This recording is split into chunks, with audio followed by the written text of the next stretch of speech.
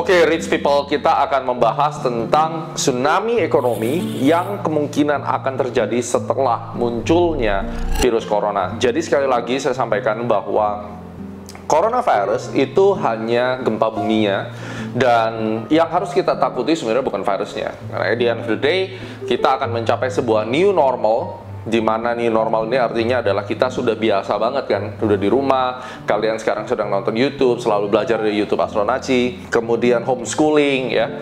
Tapi ada satu hal yang Anda mungkin beberapa daripada teman-teman kita selalu bertanya, ini mau sampai kapan? Dan kemudian bisnis yang rasanya saat ini kok susah sekali, itu sampai kapan dan endingnya akan seperti apa?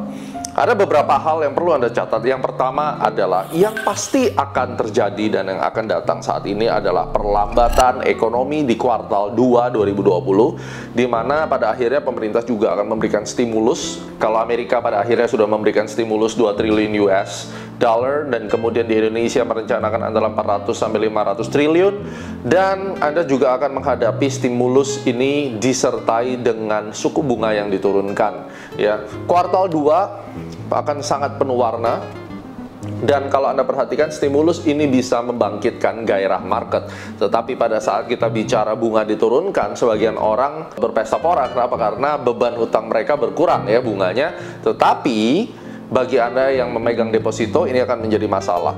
Nah, shock yang sesungguhnya ini akan datang 2 sampai 3 bulan dari sekarang. Kalau kita prediksi kira-kira kapan dilema, drama satu pandemi ini akan berakhir, kita prediksi paling cepat itu Agustus.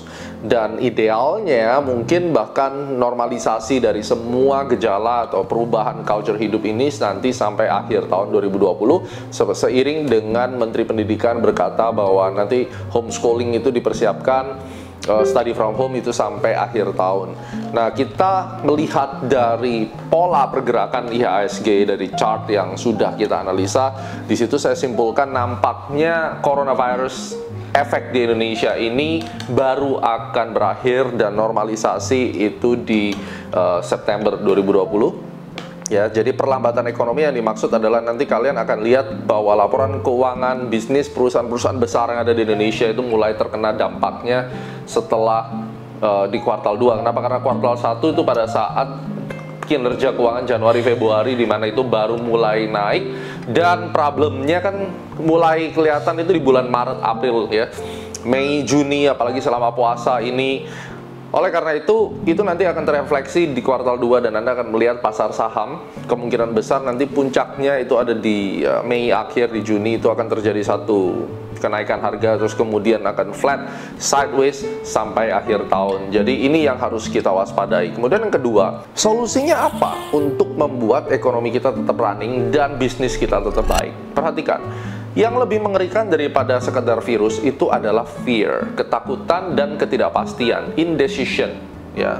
Sebuah mentality bahwa saya lebih baik menunda, saya nggak akan ngapa-ngapain, saya wait and see. Ingat, kalau krisisnya itu bentuknya adalah ekonomi atau politics, di mana kita masih bisa beraktivitas, itu lebih oke. Seperti tahun 98, 2008, tidak bisa kita compare tentunya dengan saat ini, karena saat ini semua orang harus di rumah dan bisnis harus mati. Industrial memang berat sekali, di mana buru-buru nggak ada substitutnya. Nah, poin penting yang ingin saya sampaikan pada Anda, di dalam situasi seperti ini kita tuh sangat terbantu dengan yang namanya online. Oleh karena itu, indecision mentality ini harus dihapuskan. Artinya apa? Jangan sampai kita terjebak di dalam satu mentality ini. Sekarang lagi krisis, sekarang lagi ketidakpastian, lebih baik kita tahan diri, kita tidak ngapa-ngapain. Udah, kita simpan aja uang di dalam kasur ya, atau kita simpan di bank, jangan diapa-apain. Udah, kita berhemat ria. Memang kita harus berhemat dengan situasi seperti ini, tetapi pada saat masyarakat tidak lagi melakukan spending, dan kemudian pemerintah tidak lagi memberikan stimulus atau memberikan rangsangan untuk masyarakat itu lebih percaya diri untuk beraktivitas, baik itu bisnis kecil-kecilan, baik mereka bisa mengkonsumsi sesuatu, beli barang, beli makanan, spending pokoknya, maka ekonomi akan menjadi rapuh sekali. Dan ini yang perlu saya sampaikan, bahwa virus is just a virus, tetapi respon kita terhadap virus ini akan sangat menentukan arah Indonesia. Jadi saran saya, let's do the spending. Bukan berarti kita boros. Just buy something, lakukan aktivitas kehidupan Anda seperti biasanya. Apabila Anda mau beli makanan. Buat yang punya restoran, tetap sajikan makanan. Kita sangat tertolong dengan adanya Gojek dan Grab. Mereka bisa Grab Food, Gojek Food. Kalau Anda lihat UMKM atau orang-orang biasanya punya depot, mereka tetap jalan dan beraktivitas. Saya kemarin ngobrol sama tukang sate langganan saya. Gimana? Ada dampaknya nggak? Ya, alhamdulillah masih laku, tapi udah kepotong 50%. Coba bayangkan, ketakutan ini sebenarnya membuat semua sektor itu hancur. Kalau kita bisa kerja di rumah, kita bisa beraktivitas dari rumah, ada teman-teman dari kurir atau ojek online yang bisa mensupport aktivitas kita, just do it guys. Karena semakin banyak kita spend, kita akan mendapatkan kesempatan untuk roda ekonomi ini tetap muter. Yang penting ada cash flow di negara ini. Kalau uangnya muter, semuanya happy. Saya misalnya pesan Gojek. Biasanya Gojek misalnya 50.000 saya beli makanan. Saya biasanya kasih dia 10.000 atau tambahan 20.000 supaya dia punya tambahan dan dia bisa spend di pasar atau beli apa. Yang penting saya sendirian mungkin tidak bisa berpengaruh, tapi kalau semua penonton YouTube ini bisa sharing dan memiliki visi yang sama, let's do the spending. Jadikan hidup kita ini seperti biasanya walaupun kita harus di rumah. Dan the new normal ini akan nanti kita rasakan. Mudah-mudahan dengan kita spending kita bisa membantu pemerintah di dalam menggerakkan ekonomi. Karena kita ingat Malaysia, pada saat Malaysia terlilit hutang besar, masyarakatnya bersatu ikut menyumbang untuk membayar hutang. Karena di end of the day Indonesia adalah negara kita. Corona ya biarlah berlalu, ataupun Corona tetap mau di sini, tapi kita harus menentukan sikap. Dan tentunya sikap itu bukan wait and see, dan juga sebuah sikap yang indecision. Kita nggak tahu apa yang harus kita lakukan. Yang ketiga, untuk investor saham, Anda harus bersiap-siap bahwa market kita akan sideways sampai 2022. Sekarang bukan zamannya market itu dibikin jatuh dalam setiap krisis, kemudian naik gila-gilaan seperti tahun 2008. No. Kenapa? Karena tahun 2008 itu sebenarnya pemerintah Amerika itu memberikan bailout 850 miliar dolar kalau nggak salah waktu itu, hanya digelontorkan saja, kemudian marketnya naik dan dia merasa wah kayaknya salah nih ya kalau kita kasih cash. Akhirnya muncul waktu itu quantitative easing 1, 2, 3, tidak segampang itu memberikan stimulus. Nah, stimulus cash itu baru keluar lagi setelah coronavirus. Mau ngomong apa? Karena sekarang sudah tembus 1 juta orang, seluruh negara shutdown. Kalau tidak memberikan stimulus cash, tamat riwayatnya. Dan pertumbuhan ekonomi global diprediksi hanya sekitar 2 atau 2,5%. Indonesian GDP ini kurang lebih nanti akan sekitar hanya 4% saja. Tentunya akan dampak kepada stock market. Pertanyaannya adalah, akankah ini bearish sampai hancur, sampai wah gila-gilaan kayak 2008? Kalau saya lihat dari pola yang saat ini saya buat, dan teman-teman akan bisa mendapatkannya dari report, special report Jakarta Composite Index yang akan kita luncurkan. Anda bisa kontak di 0838 594 0008, langsung bisa order untuk bisa melihat arah IHSG ini kemana. Kita rutin ya, setiap 2 bulan kita akan keluarkan special report Jakarta Composite Index. Jadi di situ saya akan memberikan long term view-nya bahwa IHSG itu sampai tahun 2022 lebih cenderung sideways besar ketimbang down dalam skala yang ekstrim gitu. Kenapa? Karena pada saat ini banyak orang yang sangat pintar, dia bisa memprediksi, kemudian dia juga bisa melihat dari informasi-informasi yang begitu terbuka. Dan akhirnya shadow man, orang-orang yang ada di belakang semua ini, di belakang konspirasi teori, saya percaya mereka tidak lagi mempermudah orang untuk mendapatkan profit di market. Dia kan bikin market jatuh berantakan, orang masuk kemudian di hold di tengah, dia bikin sideways, akhirnya stres, sehingga mereka tidak memiliki keharusan untuk mengangkat market dengan sangat tinggi karena itu costly. Ya, jadi buat investor saham, apakah tetap masih ada peluang? Sangat masih ada peluang. Kenapa? Karena buy on weakness untuk saham-saham bagus itu akan membuat modal Anda makin bertambah ya. So kesimpulannya, dalam 2 tahun ke depan dampak corona ini mungkin sudah hilang di 2020 ya.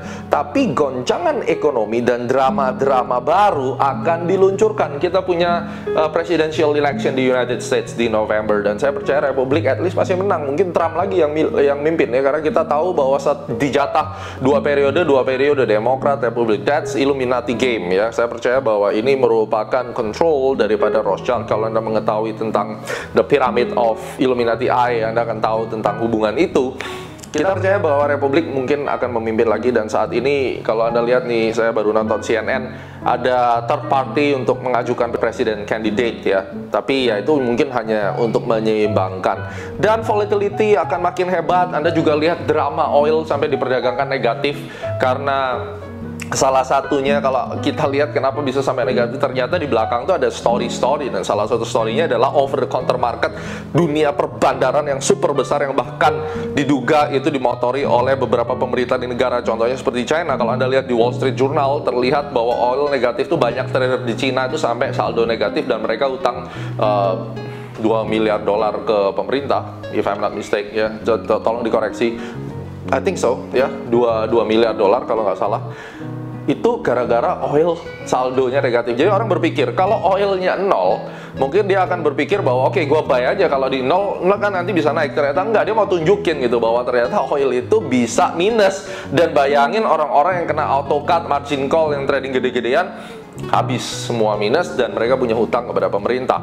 Ya, komen below kalau Anda tahu tentang cerita ini, tentunya akan sangat happy saya bisa sharing. Jadi ini adalah bentuk drama-drama ya, dan menurut saya ini sudah merupakan bagian daripada Perang Dunia III dengan Cina mengaktifkan electronic currency dia, mencoba menghajar United States currency dengan menggunakan e-currency, dan dia yang pertama digital currency, mulai dia membayarkan gaji kepada pegawai negerinya dengan menggunakan itu.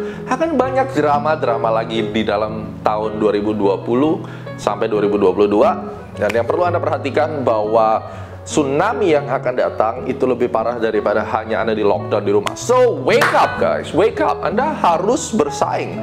Anda harus melihat peluang saat ini. Karena kalau di tahun 2020 ini Anda tidak berubah diri, tidak bisa lebih cepat, lebih fokus, lebih kuat lagi dalam bekerja, dalam berbisnis, Anda akan habis dimakan zaman. Kenapa? Karena sekarang bukan hanya saingan saja, tetapi the force major dari secara keseluruhan ini akan menghantam Anda semua, khususnya buat teman-teman yang di UMKM yang baru mencoba untuk naik level, mendapatkan 1 miliar pertama, mendapatkan 10 miliar pertama, udah kehantam corona. Apa yang harus dilakukan? You have to learn how to do the business ya. You have to learn how to invest your money. Bagaimana kita bisa investasi, melindungi uang kita. Apakah kita beli emas batangan, apakah kita beli US dollar atau Singapura dollar? Hubungi Astronaci, kami akan dengan senang hati memandu Anda. 0838 594 0008. Tanyakan, saya ingin belajar investasi dan belajar berbisnis agar saya bisa bertahan di dalam pandemik ini. Oke guys, thank you very much. Ingat bahwa tsunami yang akan datang lebih menakutkan daripada hanya disuruh di rumah. Wake up, kita bersiap-siap, dan saya sudah memberikan trigger-triggernya, baik Anda seorang pebisnis maupun Anda seorang investor saham. Just spend your money, help this economy. Kita akan bertahan di dalam badai ini. Sukses selalu, sampai ketemu di video Astronaci yang lainnya.